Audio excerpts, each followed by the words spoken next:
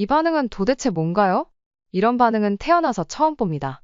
여기 CNN 직원은 전 세계가 초토화되고 있는 모습을 보고 경악스러운 표정을 감추지 못하고 있습니다. CNN 직원은 이건 정말 말도 안 되는 일이라고 이야기하는데요. 이 직원은 무슨 일을 겪었을까요? 안녕하세요. 저는 CNN에서 역사적 위인들을 조명하는 다큐멘터리 시리즈를 제작하고 있는 프로듀서 브라이언이라고 합니다. 저는 역사적 위인들의 삶과 그들이 현대 사회에 끼친 영향을 조명하는 작업을 해왔고, 이번 프로젝트의 주제는 세계의 위대한 지도자들 혁신과 변화를 이끈 인물들이었습니다. 이 시리즈는 인간 역사를 통해 특별한 족적을 남긴 지도자들을 심층적으로 탐구하고 그들이 이룬 업적과 리더십의 본질을 밝히는 데 목적을 두고 있어요. 현재까지 우리는 링컨, 나폴레옹, 레오나르도 다빈치, 뉴턴, 갈릴레오와 같은 인물들을 다루었으며, 이제는 아시아에서 가장 위대한 인물로 평가받는 한국의 세종대왕을 중심으로 한 편을 준비하고 있습니다. 다큐멘터리 제작을 위해 처음 한국을 탐방하는 계획이 세워졌을 때, 솔직히 말씀드리자면 저는 한국에 대한 지식이 매우 부족했습니다. 세계사 수업에서 흘려들었던 몇 가지 단편적인 정보만 기억에 남아 있었고, 한글이라는 독특한 문자 체계가 있다는 사실 외에는 세종대왕에 대해 아는 것이 거의 없었어요. 그러나 프로젝트를 위해 기본적인 자료를 검토하고 동료들과 회의를 거치면서 한글의 창제 과정과 그 배경에 대한 이야기를 접하게 되었고 단번에 매료되었습니다. 백성을 위해 문자 체계를 창제했다는 이야기만으로도 제 호기심을 자극하기에 충분했지만 실제로 이를 구현하고 보급한 세종대왕의 철학과 실천력이 얼마나 혁신적이었는지 알게 될수록 감탄이 멈추지 않았습니다. 세종대왕의 다큐멘터리 여정은 서울의 중심지인 경복궁에서 시작되었어요. 특히 경복궁 안에서도 집현전이 위치했던 장소를 둘러보며 저는 세종대왕의 비전을 가까이에서 느낄 수 있었습니다. 집현전은 단순히 학문을 연구하는 공간이 아니었습니다. 당시 조선의 가장 뛰어난 학자들이 모여 새로운 제도와 과학적 발견을 논의하고 국가의 발전을 위한 정책들을 연구했던 중심지였다는 설명을 들으며 이곳이 얼마나 혁신적인 공간이었는지 실감했습니다. 집현전은 단순히 학문적 지식을 쌓는 데 그치지 않고 그 지식을 실질적으로 백성의 삶에 적용하는 데 초점이 맞춰져 있었다는 점에서 매우 인상적이었어요. 경복궁을 둘러본 후에는 광화문 광장으로 발걸음을 옮겼습니다. 이곳에서 마주한 세종대왕 동상은 그 자체로도 매우 인상적이었지만 동상 아래 전시된 다양한 자료들은 제게 깊은 감동을 안겨주었습니다. 한글 창제의 과정과 그 배경을 설명하는 자료를 통해 세종대왕이 단순히 문자 체계를 만든 왕이 아니라 백성의 삶을 실질적으로 변화시키기 위해 모든 노력을 기울였던 지도자라는 것을 알게 되었어요. 한글은 단순히 글자가 아니라 당시 문맹으로 인해 고통받던 수많은 백성들에게 새로운 삶의 가능성을 열어주었으며 이는 단순히 한국의 역사에 국한되지 않고 전 세계의 언어 혁신사에 있어서도 유례를 찾기 힘든 사례라고 생각되었습니다. 한글 창제의 이야기를 더 깊이 알아가던 중 저는 문득 인류 역사 속에서 언어와 문자가 사람들에게 어떤 의미를 가져다 주었는지를 떠올리며 자연스럽게 몇몇 인물들을 비교하게 되었습니다. 가장 먼저 떠오른 인물은 윌리엄 셰익스피어였어요. 그는 영어 문학의 아름다움을 극대화한 인물로 그의 작품들은 시대를 초월해 수많은 사람들에게 영감을 주었고 오늘날까지도 많은 사람들이 그의 글을 통해 인간의 본질과 감정을 배우고 있습니다. 그러나 그의 언어적 업적은 문맹퇴치라는 관점과는 조금 다른 방향이었습니다. 셰익스피어는 이미 존재하던 언어를 통해 그 표현의 한계를 확장하고 그것을 예술로 승화시켰지만 새로운 언어 체계를 만들어 대중의 삶을 바꾼 것은 아니었어요. 그와는 다르게 에스페란토의 창제자 자메노프도 떠올랐습니다. 그는 국경과 민족을 초월하는 소통을 꿈꾸며 에스페란토라는 국제 공용어를 창조했습니다. 그의 비전은 고귀했고 세계가 하나로 소통할 수 있다는 이상을 제시했지만 안타깝게도 그 언어는 실제로 널리 보급되지 못했습니다. 에스페란토는 구조적으로 간결하고 배우기 쉬운 언어였지만 여러 이유로 대중적인 활용도가 낮았고 오늘날에는 제한된 공동체에서만 사용되고 있습니다. 이 두 인물을 떠올릴 때마다 세종대왕의 업적이 얼마나 독창적이고 실질적인 변화를 가져왔는지 다시금 깨닫게 되었어요. 한글은 단지 글자를 읽고 쓰기 위한 수단이 아니라 억압받고 소외된 사람들에게 자신들의 목소리를 낼 기회를 제공한 도구였어요. 한글의 창제는 세종대왕이 백성들의 삶을 실질적으로 변화시키기 위해 어떤 철학과 열정을 가지고 있었는지 잘 보여주는 사례라고 생각했습니다. 저는 이를 조금 더 깊이 이해하고자 한글박물관의 전시물을 살펴보며 당시 조선 시대의 현실에 대해 다시 한번 생각해 보게 되었습니다. 당시 대부분의 백성들은 한자를 익히는 것이 거의 불가능했습니다. 복잡한 글자 구조와 방대한 학습량은 글자를 배우고 싶어도 배울 수 없는 현실을 만들어냈고, 이는 백성들이 국가의 정책이나 법률을 이해하지 못하게 만드는 주요 원인이 되었어요. 한글이 만들어지기 전에는 세금, 농업, 법률과 같은 중요한 정보들이 백성들에게 효과적으로 전달되지 못했고, 이는 많은 이들이 억울한 일을 겪는 상황으로 이어졌습니다.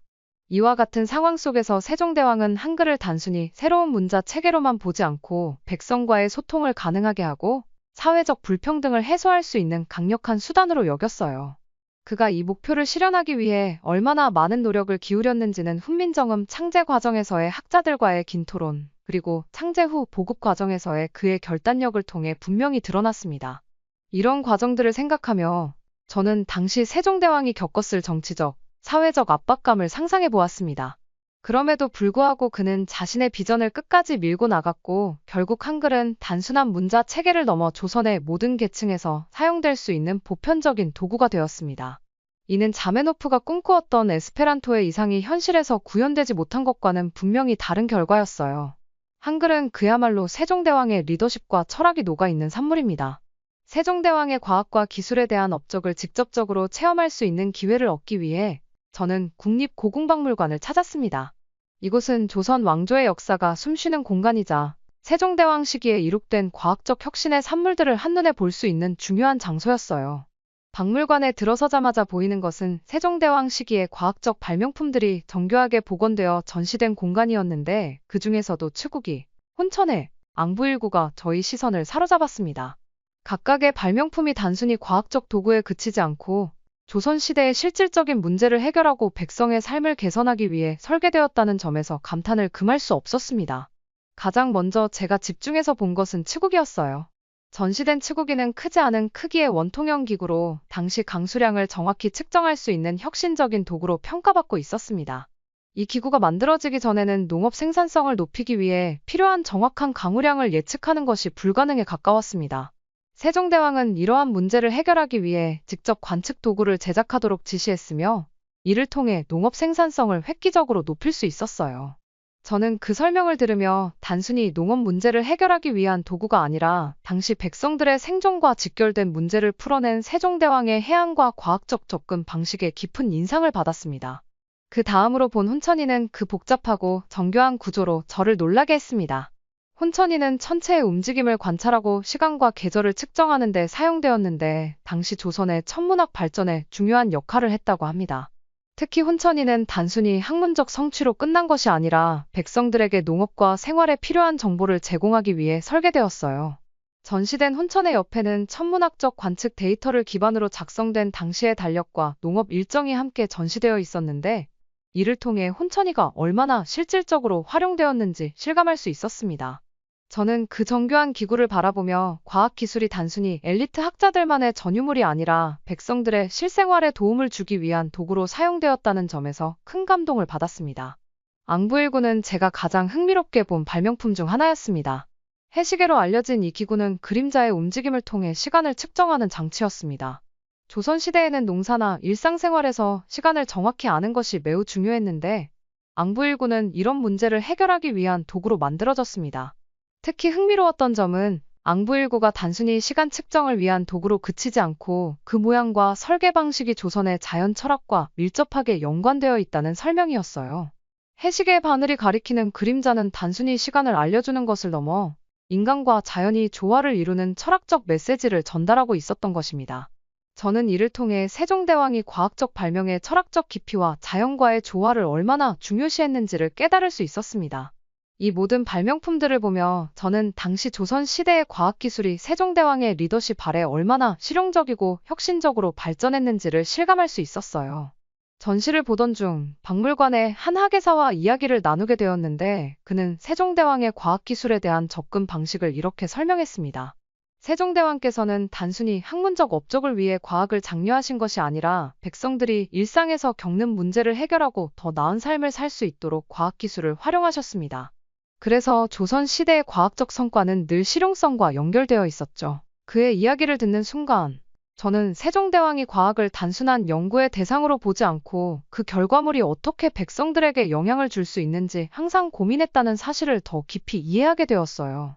국립고궁박물관을 나서는 길에 저는 자연스럽게 세종대왕의 과학과 기술적 업적을 세계적인 인물들과 비교해보게 되었습니다. 특히 갈릴레오 갈릴레이와 아이작 뉴턴이라는 두 인물이 떠올랐습니다. 그들은 각각 천문학과 물리학에서 혁명적인 업적을 남긴 인물들이었지만 세종대왕과는 전혀 다른 방식으로 그 업적을 이루어냈다는 점이 흥미로웠습니다. 갈릴레오는 망원경을 개량하고 천체를 관찰하며 지동설을 주장해 과학적 사고방식의 새로운 장을 열었어요. 그의 업적은 유럽 과학사에 있어 커다란 전환점이었지만 당시에는 교회와 충돌하며 많은 어려움을 겪었고 그의 발견들이 대중의 삶에 실질적으로 영향을 미치는 데에는 오랜 시간이 걸렸습니다. 뉴턴 역시 만유인력 법칙과 미적분학 같은 혁신적인 이론을 통해 과학혁명의 정점을 찍었지만 그의 연구는 학문적 성취로 남아 당시 일반 대중들에게는 그다지 큰 변화를 가져오지 않았어요. 반면 세종대왕은 과학적 발견과 발명품들이 단순히 지식의 영역에 머무르지 않고 백성들의 일상과 직접 연결될 수 있도록 했습니다. 츠고기와 앙부일구 같은 발명품은 기상 관측과 시간 측정을 통해 농업 생산성을 높이고 백성들의 삶을 보다 안정적으로 만드는 데 기여했습니다. 또한 천체 관측 기구인 혼천이는 천문학적 연구를 위해 사용된 동시에 농경 사회에서 중요한 달력 작성과 계절 변화 예측에도 활용되었어요. 이 모든 과정을 통해 세종대왕은 과학과 기술을 국가의 정책에 통합하고 그 결과물을 백성들의 삶에 실질적으로 접목시켰습니다. 특히 저는 세종대왕의 리더십과 정책적 통찰이 이 과정에서 핵심적인 역할을 했다고 느꼈어요. 그는 단순히 학자들에게 연구를 맡긴 것이 아니라 직접 연구 과정에 참여하고 결과물이 어떻게 백성들의 삶을 변화시킬 수 있을지를 끊임없이 고민했습니다. 한 예로 츠고기의 개발 과정에서 그는 단순히 강우량을 측정하는 방법만을 연구한 것이 아니라 이를 토대로 농사를 지을 때 어떤 시기에 씨를 뿌리고 수확해야 하는지 구체적인 지침을 마련했다고 합니다. 이는 과학적 도구가 백성들의 삶과 얼마나 긴밀하게 연결될 수 있는지를 잘 보여주는 사례였습니다. 이와 같은 세종대왕의 접근 방식은 갈릴레오와 뉴턴과는 완전히 다른 차원에서의 혁신이라고 느껴졌어요. 갈릴레오가 천문학적 발견을 통해 인간이 우주의 중심이 아니라는 사실을 밝혀냈고, 뉴턴이 물리학적 법칙을 통해 자연의 이치를 수학적으로 설명했다면, 세종대왕은 과학과 기술을 인간의 삶을 개선하는 실용적 도구로 활용함으로써 다른 유형의 혁명을 이끌어냈습니다. 세종대왕의 업적을 조사하며 저는 과학과 언어의 영역뿐만 아니라 음악과 예술에서도 그가 얼마나 혁신적이고 독창적인 역할을 했는지를 알게 되었어요.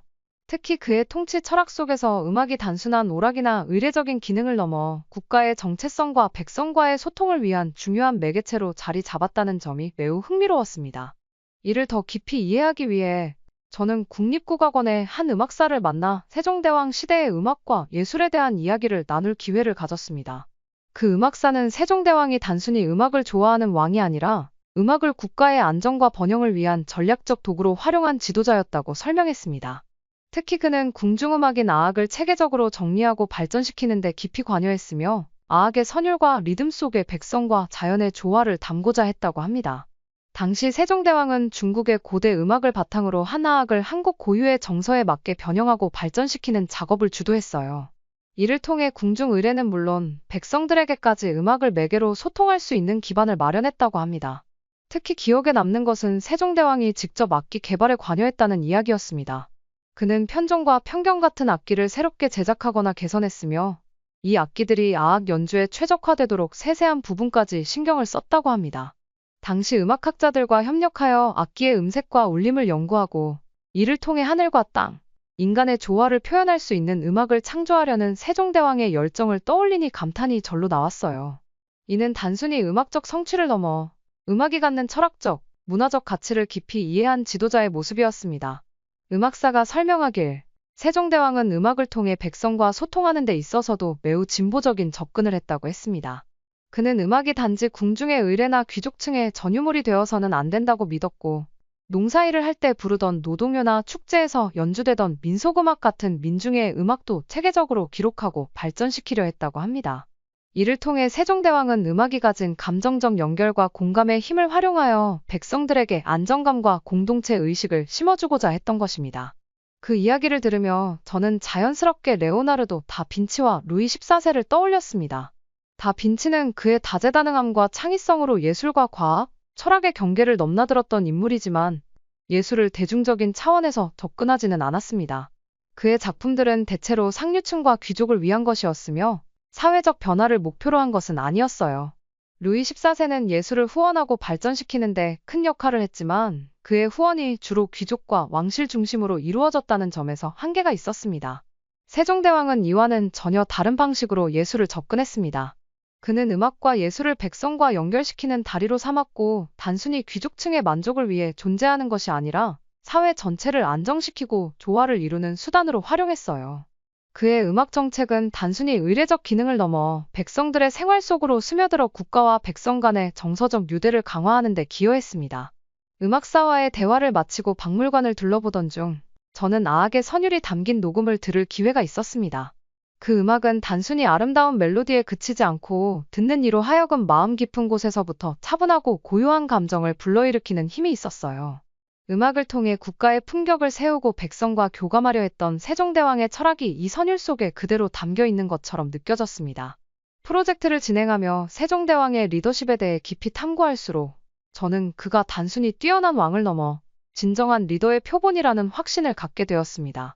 세종대왕은 자신의 역할을 단순히 국가를 운영하는 관리자에 한정하지 않았어요. 그는 스스로를 백성의 아버지로 여겼고 이를 바탕으로 모든 정책과 결정을 추진했습니다. 그의 리더십 철학은 그가 통치의 중심에 항상 백성을 두고 있었다는 점에서 독보적이었습니다. 세종대왕의 이러한 철학은 그가 집현전을 설립하고 학문을 장려하는 방식에서 분명히 드러났습니다. 당시 조선의 정치적 상황은 안정적이었지만 사회적, 문화적 발전에는 더 많은 노력이 필요했습니다. 세종대왕은 이를 해결하기 위해 학자들에게 자유롭게 논의하고 연구할 수 있는 공간을 제공하고 그들의 의견을 적극적으로 반영했습니다. 집현전은 단순히 학문을 연구하는 기관을 넘어 조선 사회의 전반적인 혁신을 이끌어내는 지식 생산의 중심지로 자리 잡았어요.